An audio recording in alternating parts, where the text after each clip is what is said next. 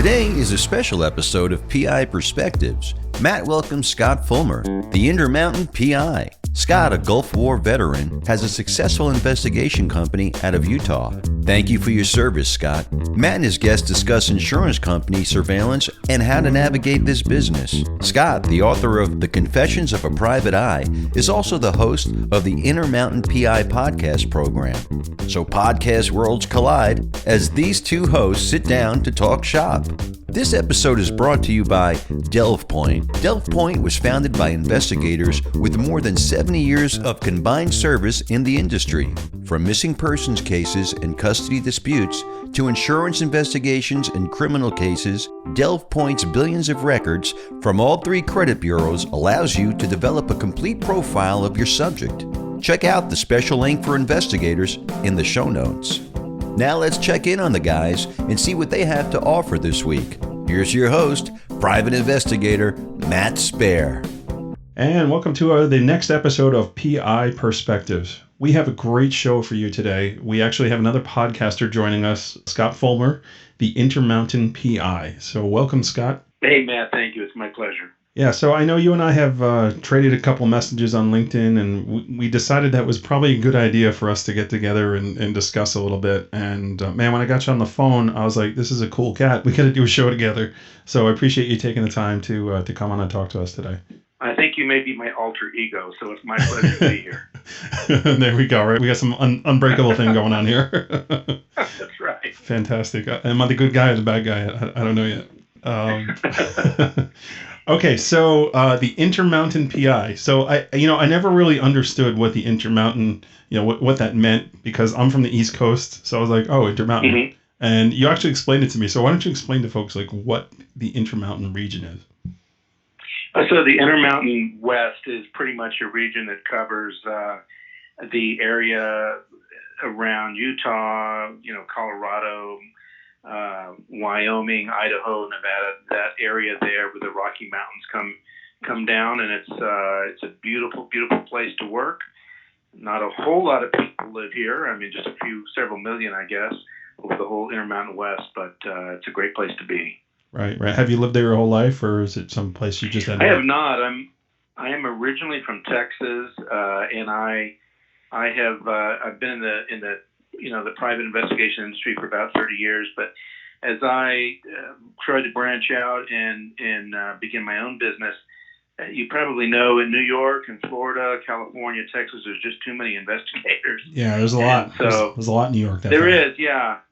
And you have to be successful. It's really best to find a niche and focus on that. And I like to do a little bit of everything. I mean, I primarily deal with insurance defense, but I do some domestic work and some corporate investigations as well. And so I have some family here and ended up relocating here years ago. And I like it here because it's a big pond and I'm a little fish. So. Yeah, probably like incorrectly, but every time I hear that, like I think of like that area, I think about Longmire, right? I used to be like a huge Longmire fan, but I'm probably way off as to what it really is and where you're from. But that's all I think about. I've been to there's a town in Wyoming. I actually did surveillance there, and the name escapes me, but it's where the guy, I think the author is from, and they have a Longmire Days there. And they, the actors came up, and it's a tiny town, but it's a big to-do. That's great. Yeah, that was one of the binge watches for me on Netflix. I couldn't get enough of that show. Yeah, same here. So the Intermountain PI is your podcast. How long have you been podcasting? So I've been podcasting since, I've had different iterations of it, but the most recent one has been going on for over a year now. I mean, it originally started out as a blog. But I really enjoy podcasting. And when I started in the business, I started, like I said, over 30 years ago before there was email or really the internet or anything like that. And so I got no help whatsoever, and I had to make all the mistakes myself and figure things out on my own. And so the podcast is a labor of love, and I primarily do it to mentor and to help other PIs that are new in the business. Yeah, I was listening to one of your episodes going back, and I think you coined it perfectly, where you're like, this is a CLE. You don't get credit for it, unfortunately, but this is really, continuing education for investigators, right? Yeah, I mean, a lot of, as you know, that almost all the states in the U.S. Have some type of licensing, save for, I think, about 4 or 5, and all those licensings even are not created equally. And so you have individuals that want to be private investigators, and they may not have any kind of experience. And a lot of times you have, especially the old school folks, they don't really want to share anything. They don't want to share sources. They don't want to share ideas. They don't want to help out. That's kind of what I ran up against. And so I think that a rising tide lifts all boats, and I feel like your podcast, PI Perspectives, and mine, and Francie's, and the ones out there really help to provide continuing education to investigators throughout the U.S. and help us become better at what we do. Right. John Hoda is another one where he's putting education first, which is great. He's a solid dude. Oh, yeah. It's funny because you're talking about like the old school guys not wanting to share trade secrets and things like that. For me in New York, it was a little bit funny because a lot of the investigators that get into this business are former law enforcement. So it's like, hey, where did you do your time? Where did you serve? What unit were you in? This and that. I'm like, yeah, I never did that. So I kind of had to fend for myself with all that stuff. But I can appreciate that. Yeah, same here.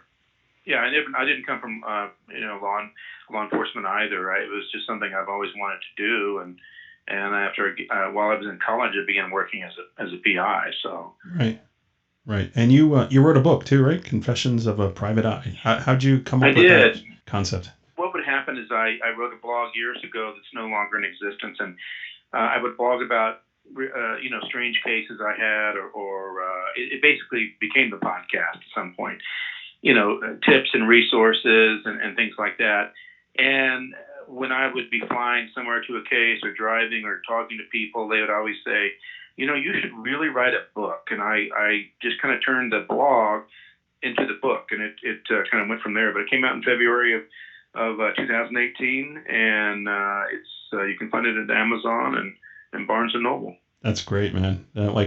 It's funny because over the years, I've always told myself that too. Like, oh, this is a great story. This case I worked on, it'll be in my book one day. But it's like, right. I don't know if I'd ever get around to writing a book. I mean, I'd like to write. I've actually been getting into it. Doing for PI Magazine and actually The Art of Investigation. I was lucky enough to get selected to write a chapter for it. So I'm like kind of getting into the groove of what it's like to be a writer. But man, putting together like an actual full book, that's a little intimidating, right? It is. And I mean, you can do it. Anybody can do it. It took me about a year to write it. And I'd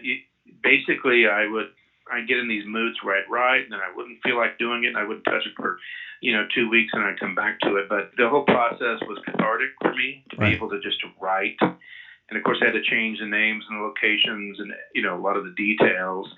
But the worst part of it for me was the editing. I believe at the end of it, when I finished it, I went through and reread it like 10 times, and by the end of it, I was so sick of reading my book. Right. Who's this chump? Who's this guy with this story? It's like, oh man, can't stand it. That's cool. And some of the other things you've written, right? So you've written for PI Magazine, you've written for Pursuit Magazine, and the Texas Investigator, which is the Tally, magazine as well, right? Right. In fact, I have an article in Pursuit Magazine right now called Google and Microsoft Advertising for Private Investigators, where I kind of go into detail about that. And then I know you have an article. You have 2 articles, I believe, in the current PI Magazine. I do, hot off the presses. Yeah, I haven't got my copy yet. I mean, I've seen the digital copy already, but I haven't got my printed copy. But I have an article in there about podcasting as well. Great. That's great. It's so nice that the industry is finally starting to catch on, and it's funny because I've talked to a lot of folks and who want to do it. Right? They want to get into doing like, oh, it'd be so cool to do it. And yeah, it's cool. It's fun. I really enjoy doing it. But man, it's a lot of work. People don't realize what it takes to actually put an episode together. And, you're talking about book editing the shows, the podcast themselves. That's the big labor there. Yeah, it's very difficult. It is. I mean, not getting rich doing it. No. That's for sure. And it takes away from the rest of the work that we do get paid for. All right. Subscribe, people. Both our episodes, please. That's right, yeah. We beg you.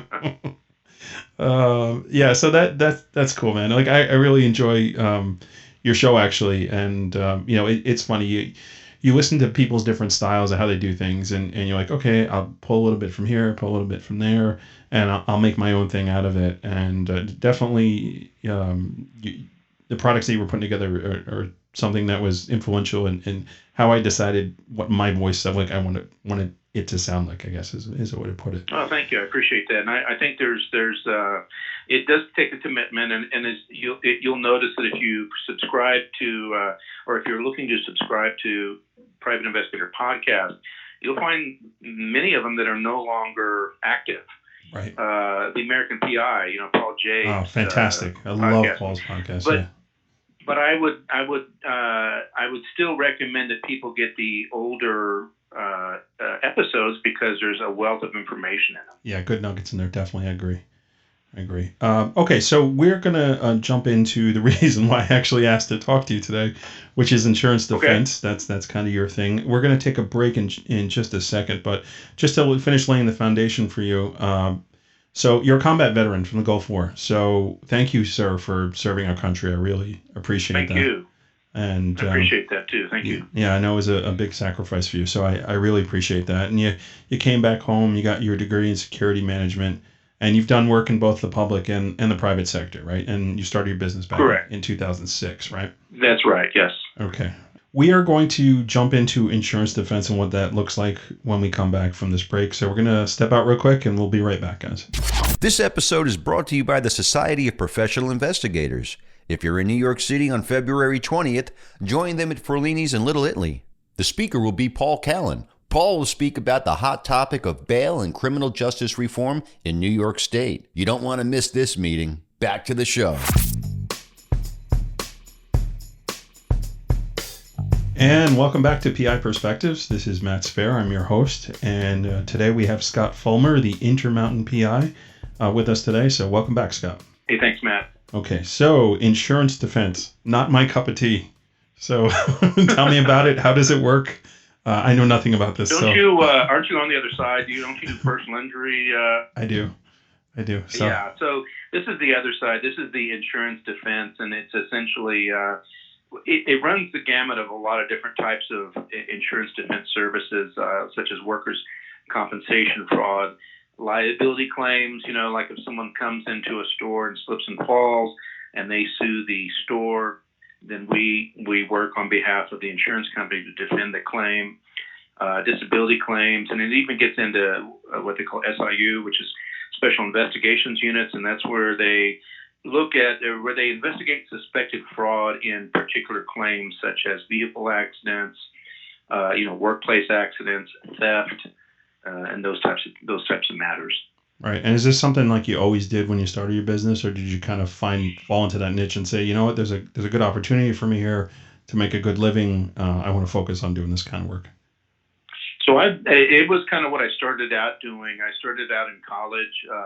I say part-time, but I was working like 30 plus hours a week, doing insurance defense. At that point, it was primarily workers' comp with a little bit of liability claims, and then over the years they kind of filled out the different other areas that make up insurance defense. Okay, so you started doing that kind of work, and how do you approach it? What's the first getting that business, and then I guess servicing the client? What does that look like? Well, it really depends on what type of claim you're going for.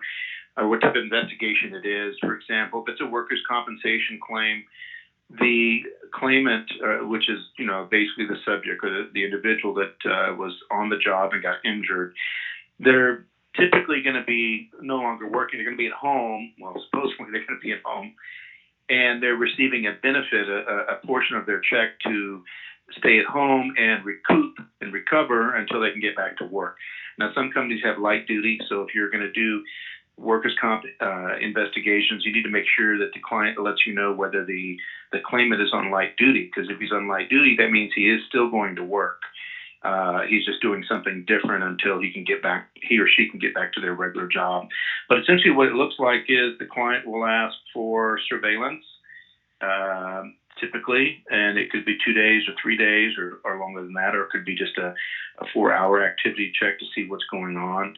And about 3 out of 10 workers' comp claims have some measure of fraud in them. It's about 30%. 30%. And so typically the employer and or the adjuster that's handling the claim will recognize certain red flags. For example, they call the claimant and the claimant's never home, or the claimant is sleeping and can't be disturbed, or they saw them playing baseball on the weekend, a coworker did, or they're not showing up for their physical therapy appointments. And so that's when they hire an investigation company to go out and, find out what is going on. And essentially what we do is we observe them, we provide video documentation, and we determine, we don't make any we don't adjudicate anything. We just gather the facts. But what we're looking for is activity that is not, that is not in conjunction with their alleged injuries. Right. And I guess as technology has changed over the years, it must have I would assume, have gotten a lot easier to use different cameras and provide images and embed into reports and really prepare and put everything together, right? Oh, it has, yeah. In fact, I have, all of my stuff is online, and so clients are able to log in, at home in their pajamas and stream the video and get the reports and everything. But I remember delivering videotapes back in the day, right. So they could watch it on their VCR. But Matt, the fact that you mentioned technology is interesting because it's made it easier in a lot of ways, especially because of social media. And so now we're able to see on Instagram or Facebook what people are doing, where they're going. Everybody wants you to know what they're eating. They're taking pictures of their food. Guilty as charged, sir. That's right. Guilty as charged. Yeah. That's another podcast. But, and a lot of it is after the fact, but you can still, get, for example, somebody's on a bowling league every Thursday. Well, you can show up and be there with your camera, right, and get them lifting the 16-pound ball and bowling. So that technology has helped, as well as of course high definition cameras. And when high definition cameras first came out, they had lousy zoom capabilities. The quality of the picture was great, but they really couldn't zoom very well. And now they can zoom a lot better. And of course we've got infrared. We can see at night. GPS trackers. There's all kinds of ways that technology has made the job easier. So what's the deal out in the Intermountain area? Are drones thumbs up or thumbs down? I am pro drone. Yeah. So it just depends. You have to be real careful. They are not allowed in federal parks, and I think there's like 5 federal parks in Utah, and there's a couple in Wyoming where like the Tetons and Yellowstone. So they're not allowed there. There's certain requirements that you have to have, but I've ended up using them on a couple of cases. I had a case where a guy was doing construction and he was in a ditch. And when I say ditch, it was a pretty big ditch, and he was down in this big ditch, and it was right near the side of the road. So I could fly my drone and lift it up pretty high, just straight up from where I was on the road, and videotape right into the ditch and videotape him working. Now, this thing it never ended up in court, and I think if it had, I don't know if that video would have been allowed. But I've also used him in areas where they were kind of overt. Like I had a claimant that was playing football, and I was just another guy in the park, flying a drone, and I get a great view of him tackling and doing all that other stuff. That's nice. So I got a funny drone story, actually. On the plaintiff side, sometimes what we do is we go to independent medical examinations with the injured party, right? So we'll sit with them, doctor examines them, asks them questions, we advise them to answer or not to answer, record the questions that they're asking. I know it's a place where surveillance guys love to pick up subjects because they know they're going to be there, right? They have a scheduled appointment to be there. And they're like, I'll just pick them up when they leave, right? I have their photo ID because the medical facility copies their photo ID. Right? It's genius, right? So the funny thing is we always know they're going to be there too. And I've walked out of them and banged on the surveillance van window and told the guy, like, hey, hit the bricks, buddy, right? So anyway, so my drone story, I get a call from one of my clients, and he's like, you'll never believe what happened. I was like, what? He said, my client was leaving this independent medical examination. He hears this whizzing sound. And he looks up and someone's flying a drone, and he's like, yeah, big deal, whatever, right? So he keeps walking, and then drone is actually following him. And he's like, I don't know if my client is paranoid or what, but I believe that an investigator is using a drone. And I was like, okay, so where is this? And he goes, Staten Island, New York. So I was like, oh, okay. Well, first of all, if that guy's not a licensed FAA pilot who's flying it, that investigator, there's some issues, right? If you're doing it commercially, you've got some issues. So that's strike number one. Strike number two is, you're not supposed to fly drones at all in the 5 boroughs in New York. So Staten Island is part of them. So again, that's a no-go, right? So this was a Friday night, and I said, okay, when's the guy's next appointment? Hey, I want to send you something. He sends me this newspaper article. So the newspaper article is an article of a Black Hawk military helicopter that had to make an emergency landing in Staten Island because a drone had flew into the Black Hawk helicopter. Oh. Right? So you think like, oh, all right, that's pretty random. What does that have to do with, this case here, right? It happened right above the subject's house. So you put two and two together, and the worst part about it for the investigator was the serial numbers from the drone were attached to the Black Hawk helicopter. So that the head came into contact, and there were still parts of the drone lodged into the Black Hawk helicopter. So they knew exactly who the drone was registered to. So I don't know why the PI would have used a drone. I mean, it didn't sound like it's very. He just wanted to play with the toy, I guess. Yeah. Like something. Yeah. Who knows? There are very few applications for them, but when you can use them, they're perfect for the job. Right. So yeah, that's my drone story. I don't use them because we can't. We can't here in New York, upstate New York. Yes, but again, you still have to have that. The licensing and all that, and being able to do that. So if you're interested in doing that kind of work, do your research, people, and make sure you're not breaking any laws or doing anything that would get this home run surveillance video that you take thrown out because it's not admissible. So you want to be careful of that. So okay, so let's get back on topic here. So insurance defense, you've got your assignments. So tell me what that looks like. Give me an example of some assignments you had that worked out or didn't work out for you. Okay. Yeah. So I had a surveillance on a gentleman that was on workers' comp. He's supposed to be at home recuperating from an injury that he received on the job, and of course he ends up leaving in the morning and reporting to a workplace. But it was in dark, and I didn't really get a good look at the guy at all. But I ended up following them over to a construction site. And when I say construction site, it was basically one of these mom and pop convenience stores out in a rural area. And him and about 4 other guys were repaving the parking lot.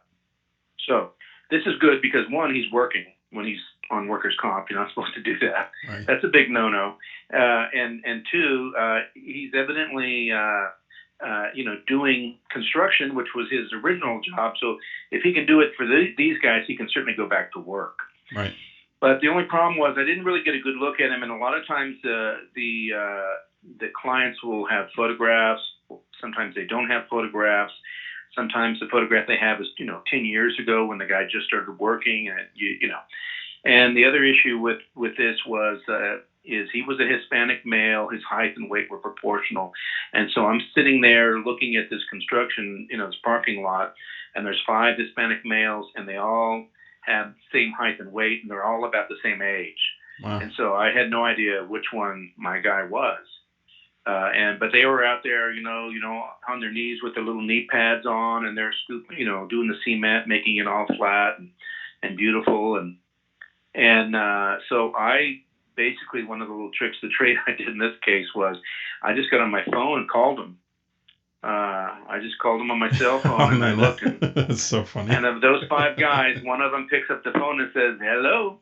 And of course, I said, wrong number, and I hung up. But now I knew who he was. So at that point, I was able to videotape him. And I would say also this, when you don't, if in doubt, just videotape him. So that's what I did. I videotaped everybody until I could determine which one, it was, which guy it was. That is a fantastic tip. That's so funny. It's just a little stuff like that. I had another case, and like I said, some of these are workers' comp, others are different. I had sometimes individuals receive like workers' compensation doesn't cover just injuries or like losing a finger or a toe. It covers death as well. Right. And so I had a woman that was receiving a workers' comp benefit. Her husband had was essentially blown up. He worked for a gas company, Wow. and there was a gas leak at a home, and he went there to investigate it. You know, they have all their safety things that they do, but he told the people in the house had left the house, and the wife of that, you know, the individual went back in the house, and he told her, don't do that. So he went back in to get her, and whatever happened, I don't know what she did, but the whole house blew up, and so he was killed. Wow. And so his wife, his widow, receives his workers' comp benefit, and she only receives it until if she remarries, then she no longer receives the benefit.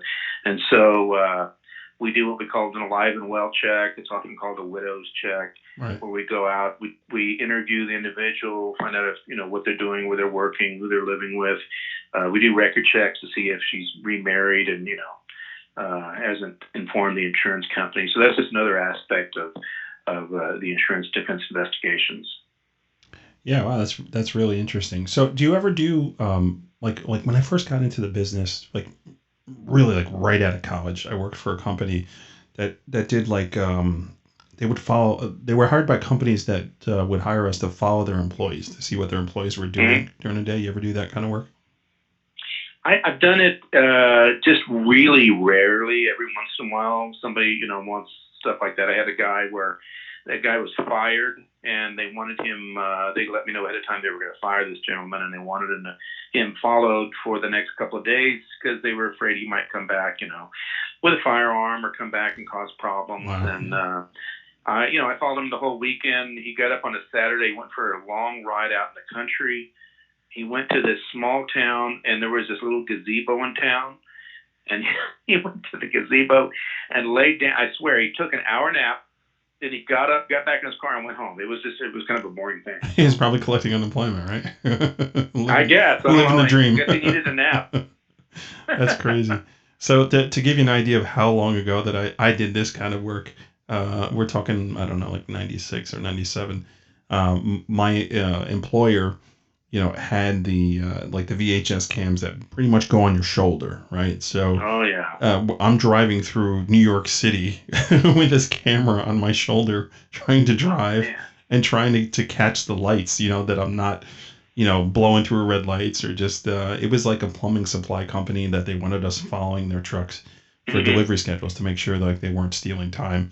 And doing that kind of stuff. And then, you know, every once in a while the cover would be blown and the guy would come over, you know, with a, you know, pipe in his hand saying, you know, beat it or I'm going to beat your break car. your window down. Right. So that may have happened once or twice. I was not good doing surveillance. Hey, so we all learn, you know, I'm kind of a firm believer. You can read books, you can watch videos, but when it comes down to surveillance, you really just got to get out there and make mistakes. I hate to say that. Yeah, you're right. You know, you just have to get out there and you learn, well, I won't do that next time. Sure. Or, you know, when you follow someone to a location and you get set up to videotape them when they come out, you know, you don't want to be across the street and then you can't get out in traffic. I mean, there's always going to be problems. So you really got to think ahead. So do you typically run like a single man team or do you do multiple teams? Because I know like here in New York, like they tell you have to have at least 2 to 3 people when you're doing these surveillance jobs. Well, I mean, as you know, and as most PIs would probably agree, the clients typically don't want to pay for more than one guy. Of course, yeah, right. So it really depends. Generally, we run one person. I do single individual surveillances. If it's a new client, if it's a case that's particularly hairy, then I may have 2 people. Even if we're not getting paid for it, we'll just eat that amount, and that way we can be more successful. Right. So do you have like national contracts that you work with, or is it just your local? I do that, yeah, and I also have local, regional. The insurance defense market is really hard to get into. Right. It requires a lot of marketing over an extended period of time to get your name out there, get your face out there, and and so it can be difficult. But I've also found that there are local, regional companies, maybe your regional utilities, transportation. In other words, utilities or transportation. I say company for lack of a better word, that are only serving your area. Right. Like for example, for your local bus company, and so they don't typically need any kind of a national presence. They don't need a PI firm that can cover Albuquerque and New York City. They just care about what's happening in Brooklyn, Right. or what's happening in Salt Lake City, and so that's kind of the first place that I would go if you're looking to get into the business, is get into your local area, your gas company, your electric company, the transportation, the buses, subways, what have you, because they have workers that obviously will, have workers' comp claims. Even the city of New York or the city of Miami, Right. Their specialty, well, this could be arguable, but their specialty is running city management, not handling insurance claims, and so they hire TPA, third-party administrators to handle them, and then they need investigators to go out and investigate those claims. Right. And I guess that's how you've done some of your public work, I guess.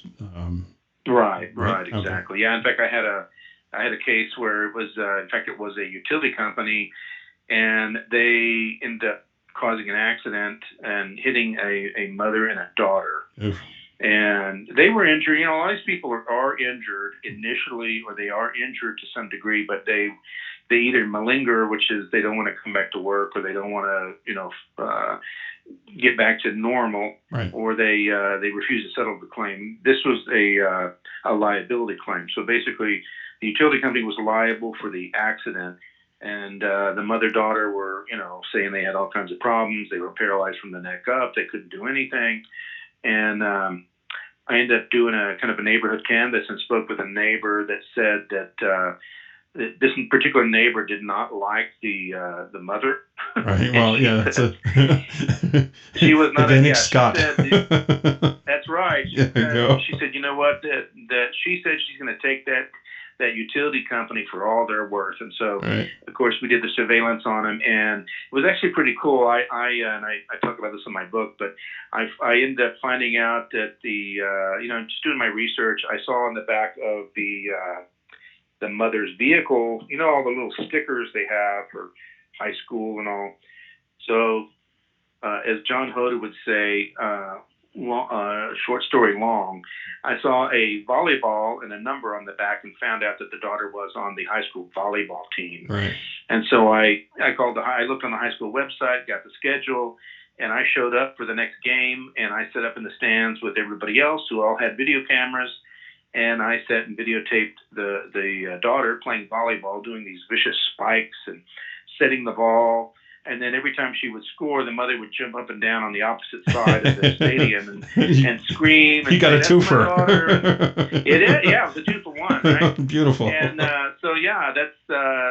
that was technology, that was websites, that was just the power of observation. That's great. Noticing that she was on a volleyball team, and so those things really helped with this liability claim. It's funny, like on my side, these are the conversations I have with these people when we're first retaining them. Like, don't do this, don't do that. Make sure you're not doing this. Don't leave the house. It's like you're injured. If you're really injured, like you need to cut back on what you're doing there. So I do have another question on this stuff, and it's something that I struggled with when I did this kind of work very briefly when I started. So the two parts here. So the first part is, you have that high turnover of the supervisors in the SIU unit or whatever, right? So you establish a relationship, and next thing you know, the guy that you're dropping donuts off for he's gone, right? He's history, and there's somebody new there. So getting around that frustration, how do you deal with that? And the other question is, how do you manage expectations, right? So you're saying 30% of the time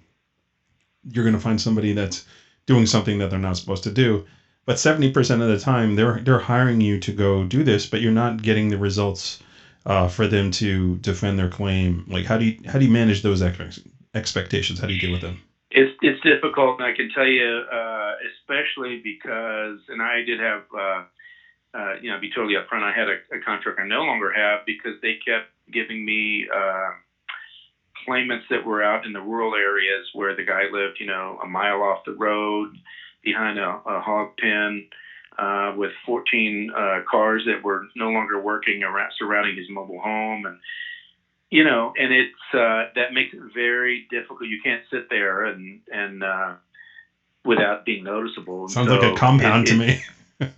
Yeah, exactly. I mean, it makes it very difficult, and, Wow. and all of the cases were like that, and Wow. it makes it very difficult to be successful. So, I think to answer the first part of that question, Janet Jackson had a song back in the '80s that the main chorus was "What have you done for me lately?" Right. And that's pretty much the way adjusters are. Right. You're only as good as your last case. You're Right. only as good as your last surveillance. And you can do really, really good. And then if you have a couple of dogs, they can get really upset.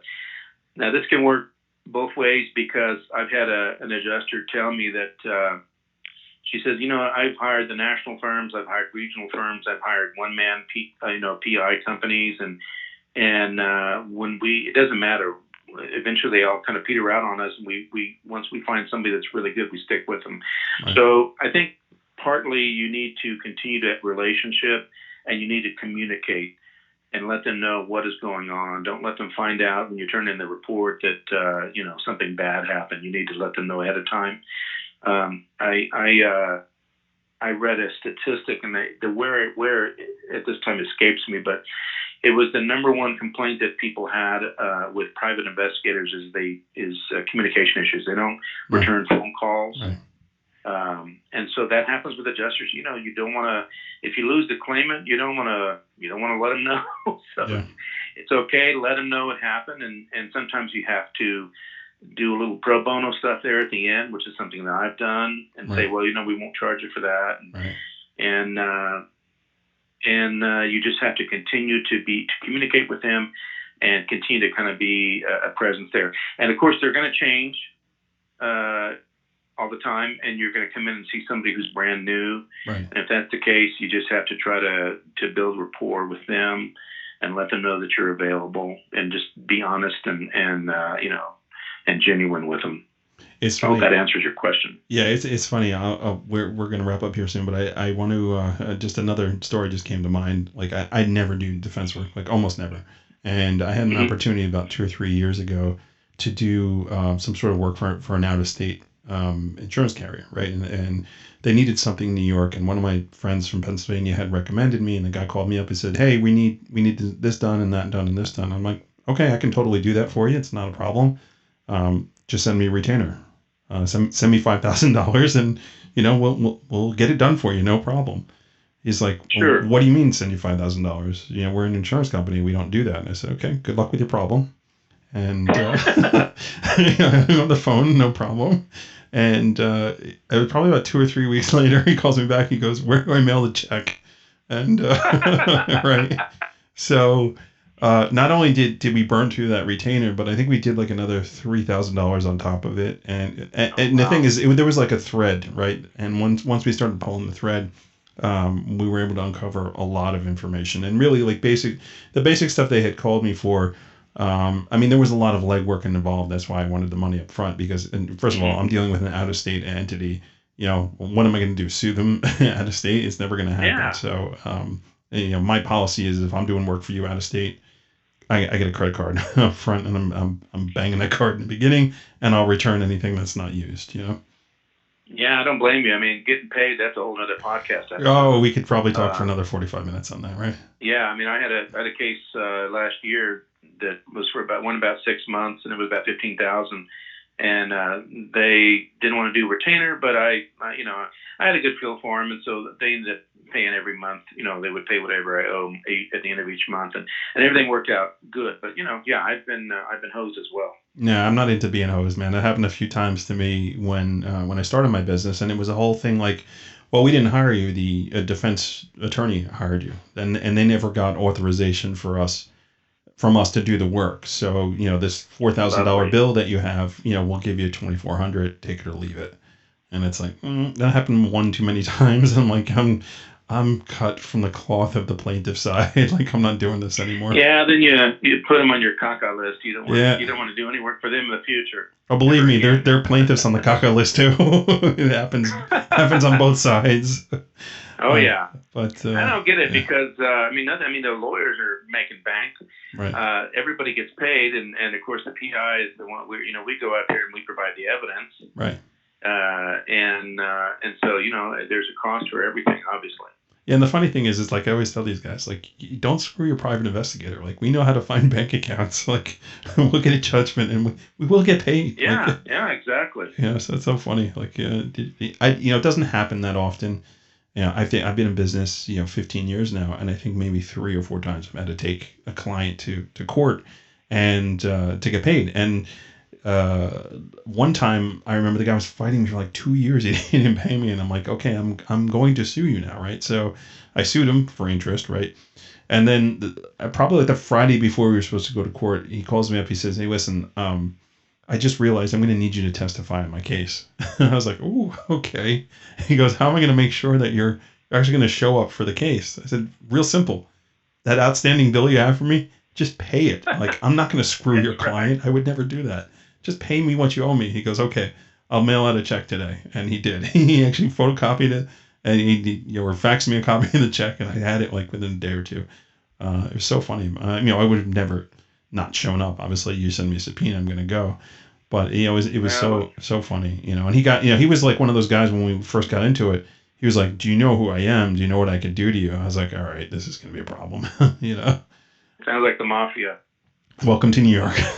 So I'm sure you have it out in Utah also. But that was a funny one. So, hey man, we're gonna wind down over here. So thank you so much. This was great. I feel like we could probably do another 20 minutes or so on this. So we'll have you on again and just to pick up and talk about some other stuff, Scott, because I really I love the work that you're doing, and I appreciate you coming on, giving some tips here and talking about your experiences, and I really appreciate you taking the time.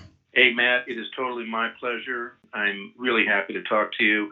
I enjoy your podcast. I listen to PI Perspectives. And in fact, I just listened to the one about Cynthia Hetherington yesterday on my way back from Jackson Hole, Wyoming. And so I really enjoy what you're doing, and just keep up the good work. Yeah, thank you. Thank you. So how can folks get a hold of you if they wanted to ask you questions or, check out your podcast? Why don't you give that info? Yeah, and I'm happy to answer any questions. Happy to do any of that.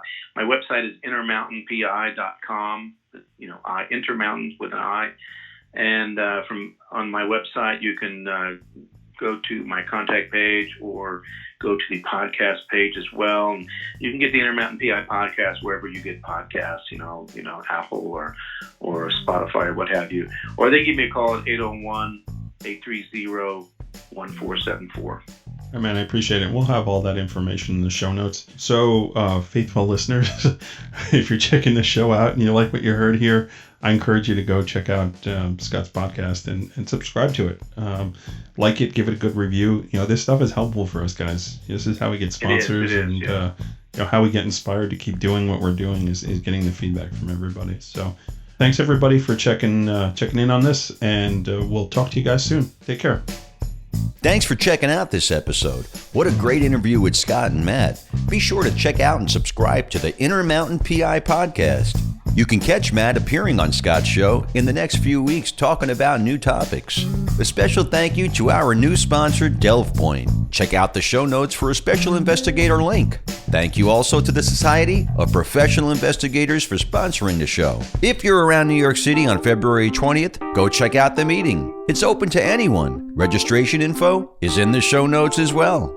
Next week, Matt will be bringing you along to the book signing event for The Art of Investigation. He'll sit down with several of the contributing authors for quick chats. You don't want to miss this one. Have a great week, and thank you for downloading and subscribing to PI Perspectives.